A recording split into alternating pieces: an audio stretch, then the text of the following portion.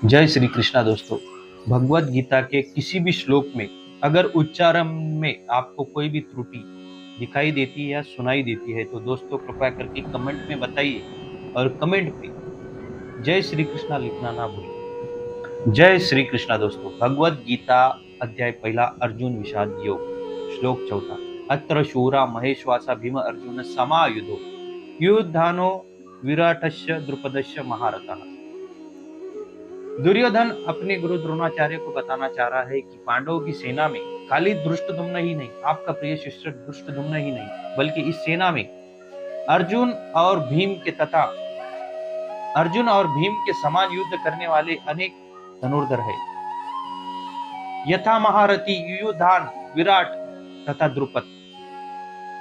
दुर्योधन अपने गुरु को पांडवों की सेना का अवलोकन कराना चाह रहा है, क्योंकि दुर्योधन जानता है कि पांडवों की सेना में पांडवों की ओर से जो जो योद्धा युद्ध करने के लिए शामिल हुए हैं वो सभी महारथी है, वो सभी धनुर्विद्या में पारंगत है और वो सभी दुर्योधन के युद्ध के जीतने में बाधा बनने वाले हैं। इसीलिए वो अपने गुरु द्रोणाचार्य से कह रहा है कि देखो इन सभी योद्धाओं को, ये पांडवों की तरफ से हम हमारे साथ युद्ध करने के लिए आए हैं और आपको इन सभी का वध करना है।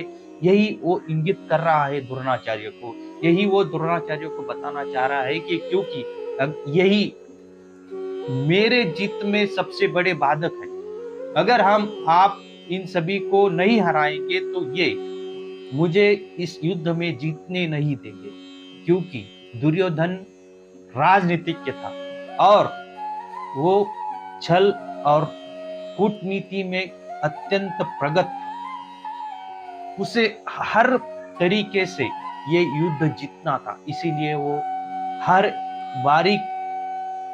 बारीक चीजों पे ध्यान दे रहा था और द्रोणाचार्य को वो सभी चीजें वो बता रहा था कि कहीं छोटी सी चूक भी हमें इस युद्ध में हरा सकती है। तो आप कृपया करके इनको शिष्य की नजर से ना देखें, बल्कि शत्रु की नजर से देखें और शत्रु की नजर से ही इनसे युद्ध करें, तभी हम ये युद्ध जीत सकते हैं।